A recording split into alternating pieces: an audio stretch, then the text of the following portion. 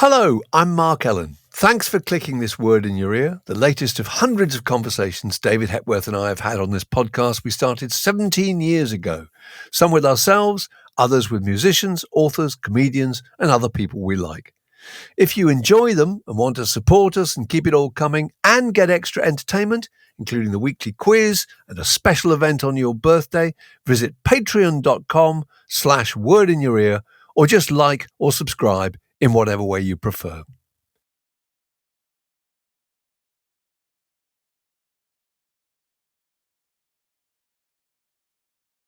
Word down your way.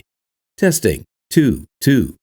Well, welcome to this. How tremendous it is that over 50 years after those breakthrough David Bowie records, the songs are still being performed by a group built around two of his former band members. One of them, the original drummer from the Spiders of Mars, Woody Woodmansey, who joins us now. Woody, it's very nice to see you. Yeah, nice to see you too. Fantastic. Finally be able to see you. It's good. Yes, we've had some technical gremlins here, but we've overcome them bravely. We're not three old lags at all. Anyway, so look, we're going to talk to you about the Holy Holy Tour, which I think starts in May in a moment. But can we take you back through the wavy line curtain to the distant past? The millennia, yeah. Can you remember the first group you ever saw? Wow, the first group I ever saw wasn't a major band. It was what got me into music, really. I was playing, I'd not really noticed music. I was like 13, 14 and hadn't really, music was a background thing to me at that point. And I was playing football with 5 of my schoolmates. And the one guy, his father had an agricultural repair shop in Yorkshire. So they repaired tractors and combine harvesters and all sorts. So he had this massive yard, and we would get the guys to park it into a circle so we could play football in the middle. And we were playing football. I kicked the ball, and it shot over these combine harvesters. And we'd never been in that area, and they said, "You kicked it, you fetch it." So I was like, okay, climbed over the combine harvester. It was about 6 feet in nettles at the other side. So I grabbed a stick, bashed the nettles down. And there was a building that I'd never seen before, about 40 foot long, just a brick flat building. And the ball had landed in front of a door. And the door had been painted silver. And in graffiti, which was, not graffiti, just black paint, it said, "The Cave." And the ball was right in front of it. And I was like, whoa. Well, never seen this before. And I went, "Frank, what's this place?" He went, "Oh," and I could hear music coming through. So I thought somebody's got one heck of a transistor radio in there, so loud. I could feel the bass drum and whatever hitting my chest through the door. So I picked the ball up. I said, what's this place? And he said, "Oh, that's my brother who's in a rhythm and blues band. They're rehearsing." And I went, "Can I go in?" He went, "No, you don't get in there unless you've got a skirt on and you're really pretty." Different times. So that was the start. So I pestered. Anyway, they let me go in. They said, "You can come in and watch 2 songs." So I went in, and it was an air raid shelter from the war, and it smelled, and they had fishnets hanging from the ceiling and one red bulb in the middle. And they played, it was a band called the Roadrunners, and they played Off the Hook by the Stones and Smokestack Lightning by Howlin' Wolf. And so I was 6 feet away from this band playing loud, and it just blew me away. And I just went, I was going through, what am I going to do when I leave school? I just started kind of looking at them, And I had a list, and I had my mum's list and my dad's list. And crossing them off, bank clerk, just so many. I had detective, train driver, Train driver was still on the list. Of course. And then And I just went, that's what I got to do. I mean, I was quite introverted, I guess. at that age, quite shy. And when the band was playing, I felt I was doing like a lunatic dance. But I was actually probably nodding my head about 2 inches. So did you immediately know what instrument you wanted to play? No. I went outside, I got my mates and said, we've got to form a band, you know. So they said 2 days later, they said, the Salvation Army are selling their second-hand instruments, or they're getting new instruments. So get a tuba. Yeah. So we got like 3 guitars and a drum kit that was just like, looked like it had been dropped off a mountain and then set up, you know. And I took a guitar home. So he said, first rehearsals on Friday. I was like, fantastic. For me, I was in a band, you know. And I sat all week with this guitar. I didn't know about tuning a guitar or anything to do with it. I just would go in my lounge at home and kind of strum it all out of tune. Got to rehearsals.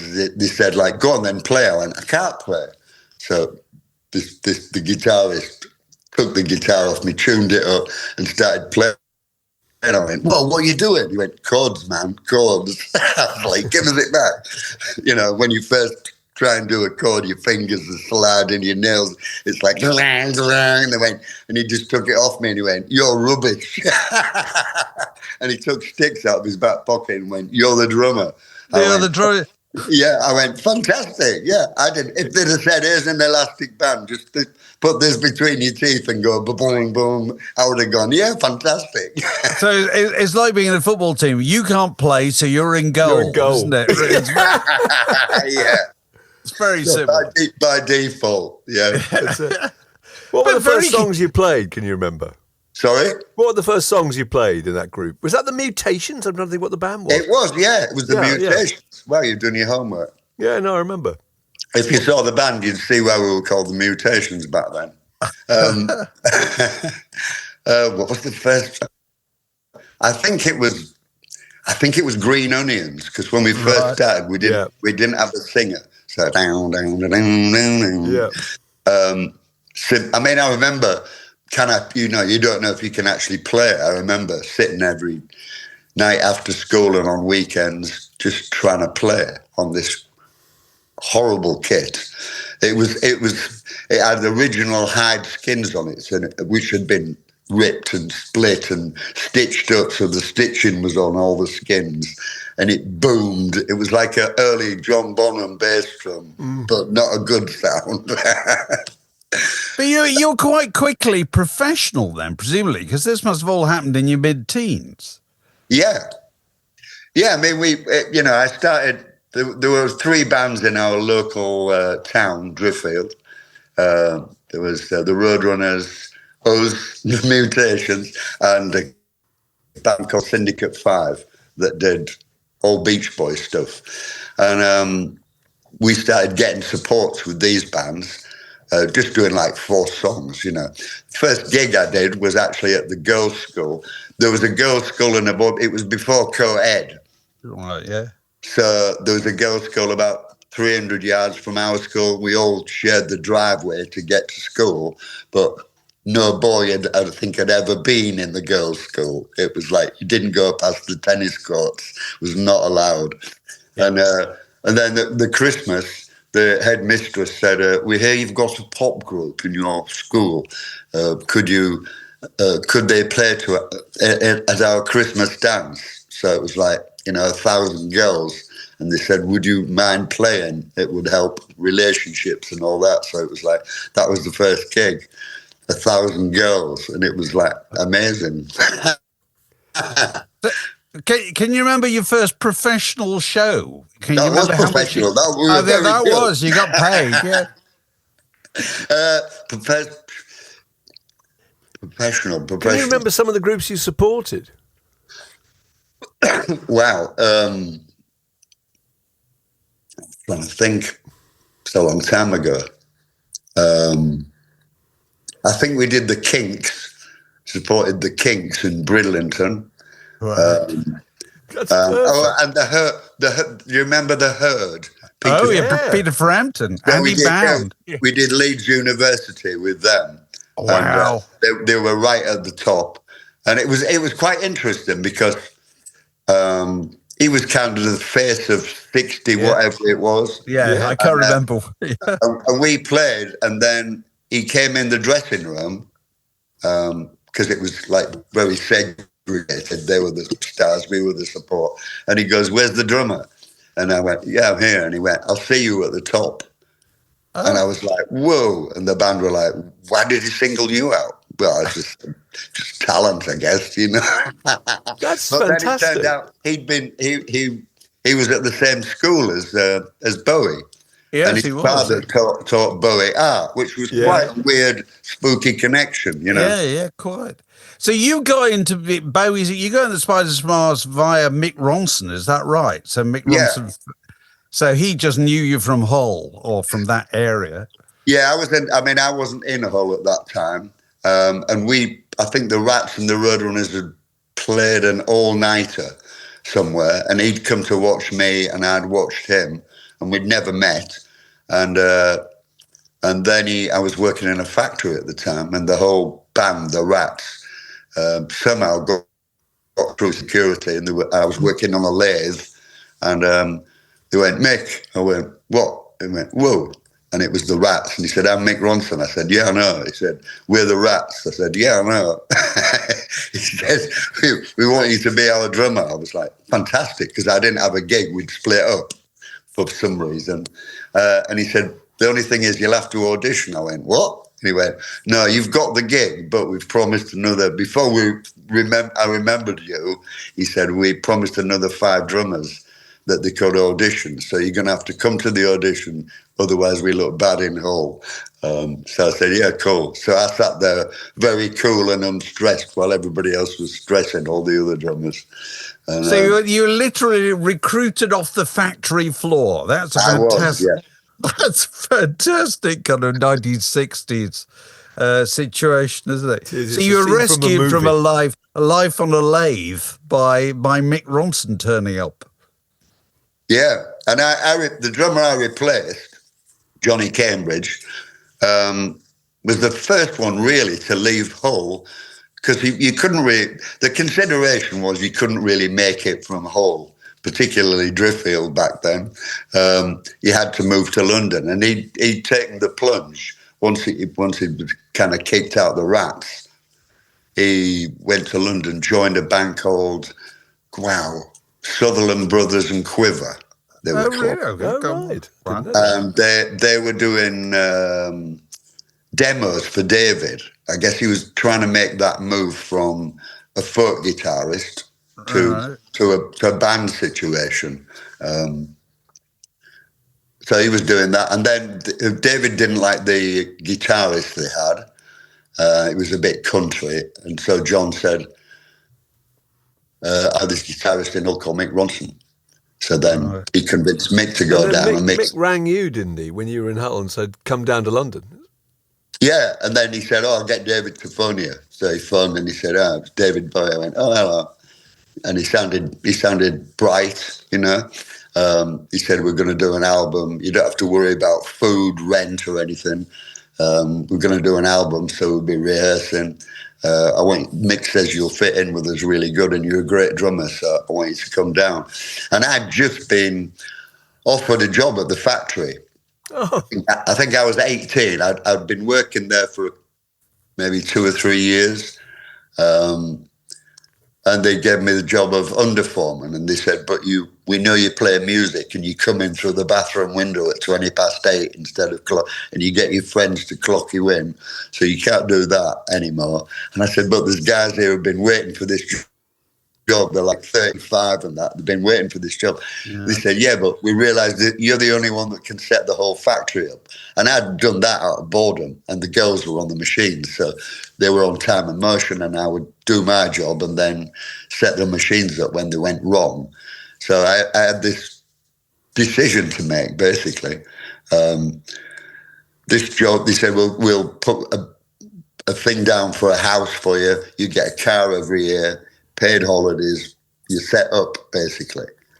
So I kind of got kicked out of school. So my relatives and family were like, "Our Michael, he's done really well. He's got a good job." And I had to make this decision, like go down to join Bowie or take this job on.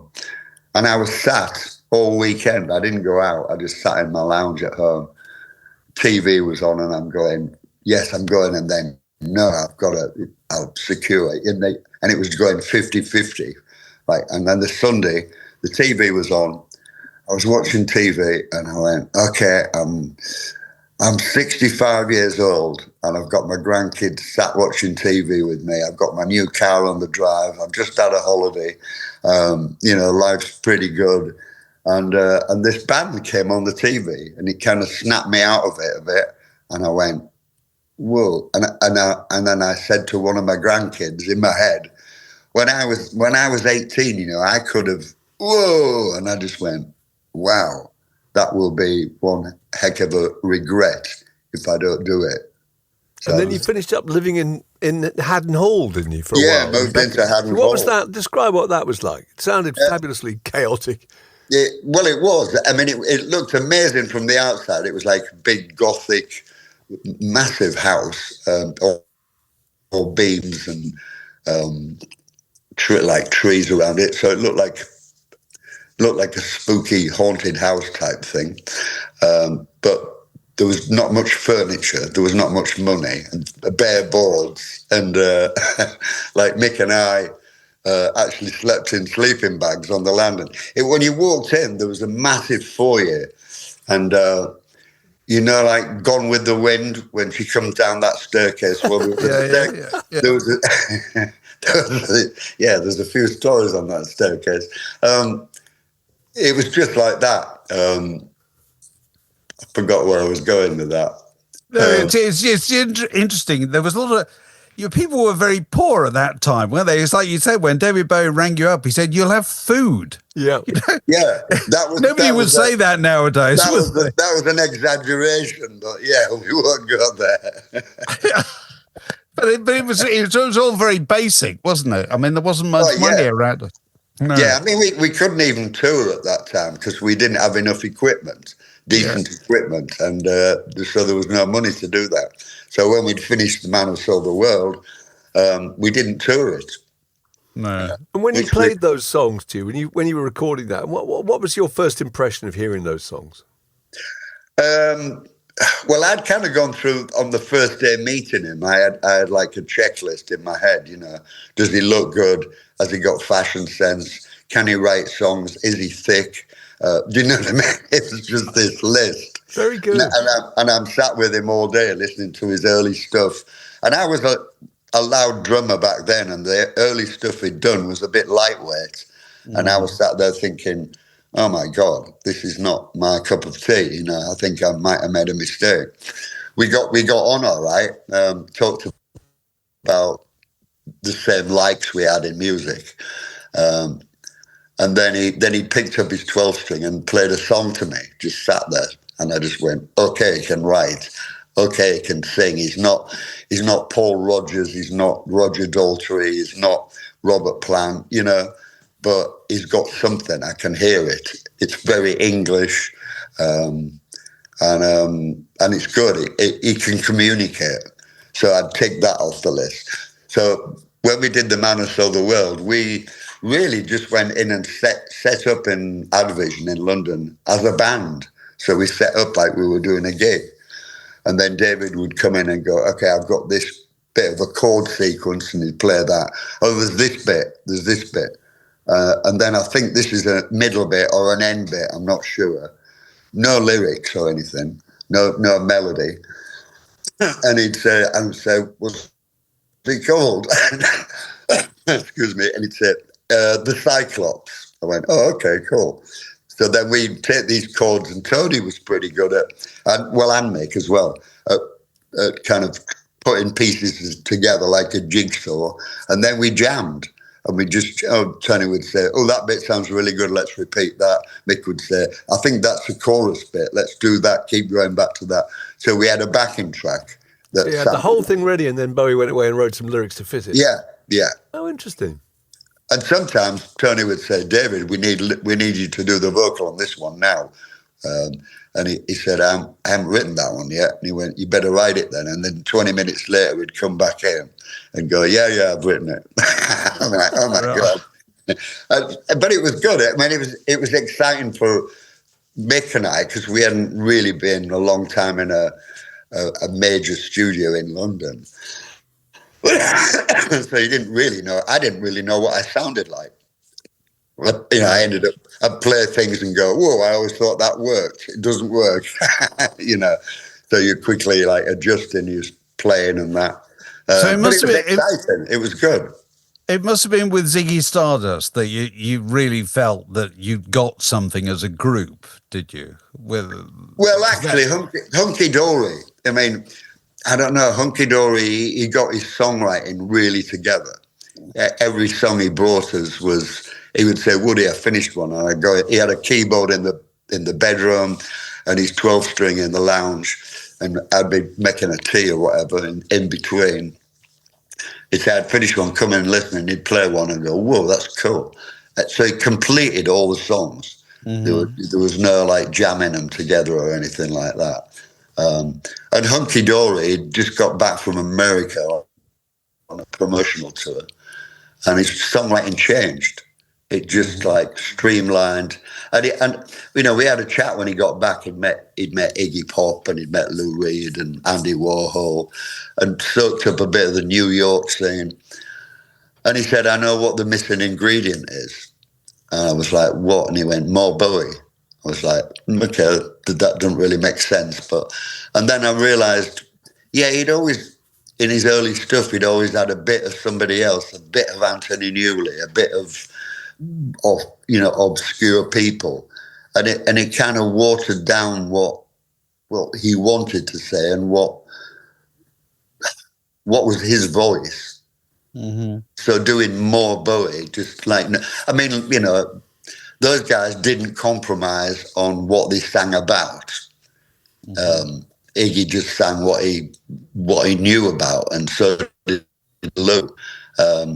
And so I think Bowie took that and went, right, I'll just do what I want to do. What was your reaction when required to wear the kind of things you had to wear on stage in the Spiders from Mars? I mean, that must have been a shock to the system to some extent. It was like the Roadrunner going down the road. Meep, gone. No, it was, I mean, he'd taken us on a cultural education journey, really. We were doing the music and playing about with the songs and things like that. And then we'd be rehearsing and he'd say, "Oh, we're going to see a play tonight in London." I go, "Oh, what's it called?" He goes, "I've no idea." And we went, "What do you mean? We're going to see a play and you don't even know what it's called?" And he went, "I don't care about the play." He said, "The lighting director's the best one in London at the moment. So just watch the lights. Look how it's on stage and how it changes the atmosphere. Because when we put the show together, I'll be asking you, what colours do you think we should start with this?" And I was like, "Oh, okay." Took us to a ballet once. We thought we were going out for a record company treat, We didn't know what we were actually going. So it was Bowie and the Spiders. And we noticed there wasn't like a confectionery, there wasn't any food or anything in the theatre. So we went next door and bought popcorn and crisps and Coke and all that. We walk in and it's a ballet, and we keep grabbing big bags of crisps as you're walking along, and people turning around going, "Shh, shh, shh." Why did he want you to see the ballet again? Was it just the stage, stagecraft, the lights? It was the light, and he said, "Watch the choreography. Watch how they use the stage. Watch what's interesting. Where's the focal point? Things like that." And it was like, wow. And it was amazing. I'd never seen a ballet. Just blew me away. So what was the question I was answering? I've forgotten. I think the question was originally about the clothes you were wearing. Oh, yeah. So we'd, I think we were watching a movie in the lounge at Haddon Hall, and he was drawing something, and he passed me a piece of paper over, and it was 4 figures in like Star Trek outfits, basically. And I thought, oh, cool. And I didn't really know at the time, did he want me to see that he could draw or what? So I went, yeah, cool. And I passed the paper back to him. And then 2 days later, we're up in London in Liberties in the material department, and he's passing rows of material down. And I still hadn't really joined the dots. I'm thinking, fantastic, we're actually getting curtains at last. No, because we didn't have curtains. And then I remember saying, this is a bit bright. We won't need lights on, you know. And then 2 days later after that, the designer came in and said, okay, these are the outfits for the opening of the show. And I was like, whoa, okay. And then Angie came in. He said, you got a problem, boys. Mick's just packed his suitcase. He's heading for Beckenham Station. He said, I've got friends. I'm not wearing that. So Bowie said, okay, you got to go get him back. You know, doesn't matter what you do or what you say, you got to get him back. So I had to go back and I had to go follow him down to the station and sit with him and talk him back into it, you know. It's just interesting that every single aspect of the concept and the music and the way it looked and the way it appeared on stage, he'd thought through in that kind of detail. Yeah, he had. I mean, it was like a professional attitude, and every element of it, it was the artist. So he knew how important that was. I mean, I remember thinking when I first met him, he played me a mime film of him with Lindsay Kemp on the first day, and I'm thinking, whoa, what the heck is going on here? I'm watching, you know, this is the 60s. I'm watching him do mime, and I've just joined a rock and roll band. This doesn't go together. And he could act, he could sing, he could write songs, he could do mime, and he talked about, he thought he wanted to do musicals or write for other people. So he had this ball of confusion, really. He hadn't really seen which way he should be going. He was still like in doubt about which journey to go on. But then when he grabbed it, he started to piece it together. I mean, it didn't all happen over one weekend. It was like pulling bits from his talent and from his, it was 24/7 creating, you know. And it was interesting to watch. It was good to watch, you know. So here you are, after all this time, about to embark on a tour, doing a lot of that kind of material. Tell us about this, how this works. I mean, it wasn't a plan. I got asked by the financial director of the Art of Contemporary something on the Mall, Contemporary Arts. ICA, yeah. That's it, yeah. I knew it was something like that. Would you do an interview in front of 200 people? And I said, well, I've never done anything like that. I don't know if I'd like it. I don't even know. I might be useless.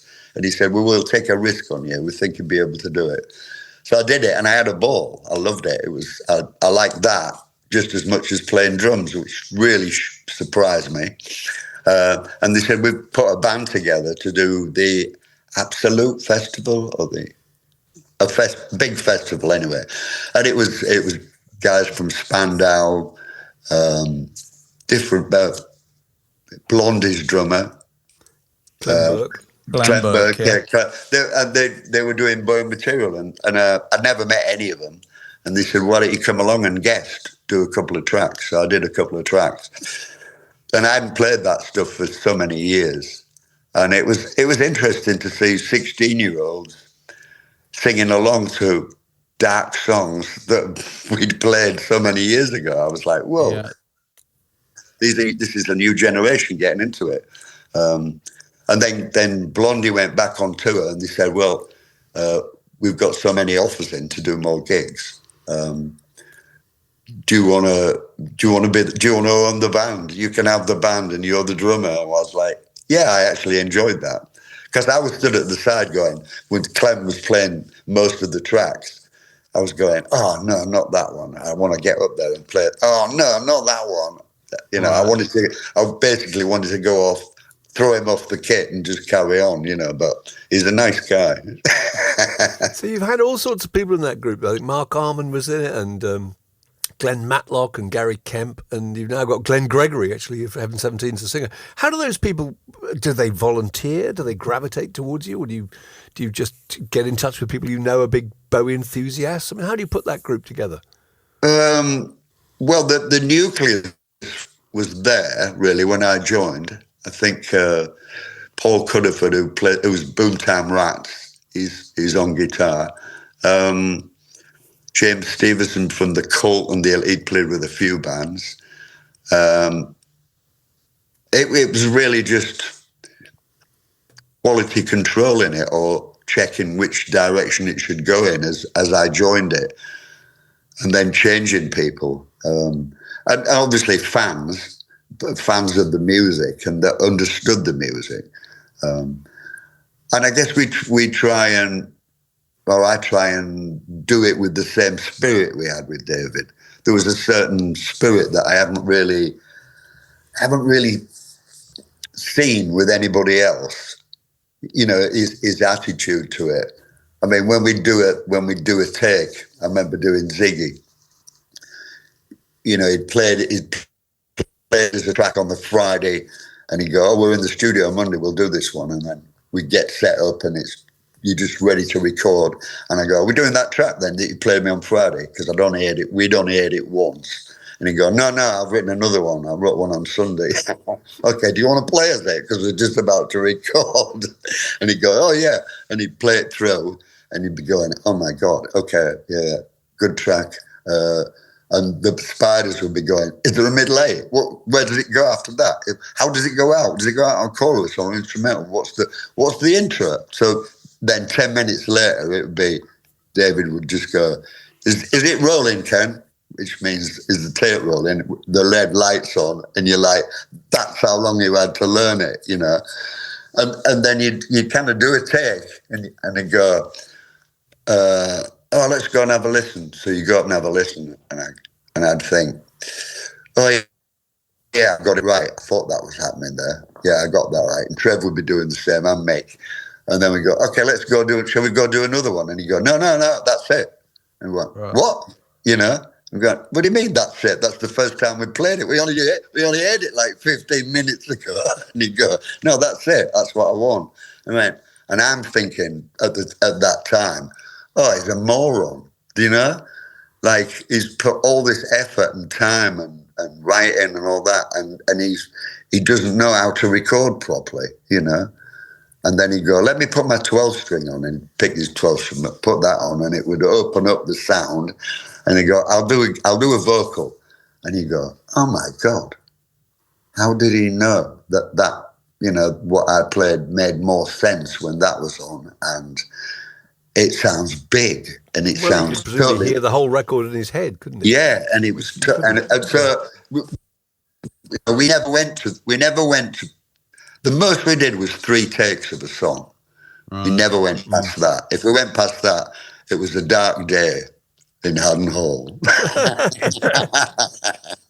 So what tunes are you doing on this tour? I mean, have you worked out what you're doing or not? We're opening up with Dancing Queen by ABBA, and then I'm working on I'm working on. We like the idea of that. Yeah. I'm working on a set list at the moment. I mean, there's quite a few classics, and I want to throw a few surprises in, so there will be. I'm not going to tell you what they are. Right. So they're from Manos All the World, they're from Hunky Dory, they're from Ziggy, they're from Aladdin Sane, and then Tony did. We have this policy of we only do tracks that we were involved with. Well, Tony did 12 albums, so we've got a lot of material. Right, okay. That's a lot of latitude. And Glenn Gregory is the singer, right? Yeah, he's amazing. He's really good. Fantastic, yeah. I'm sure.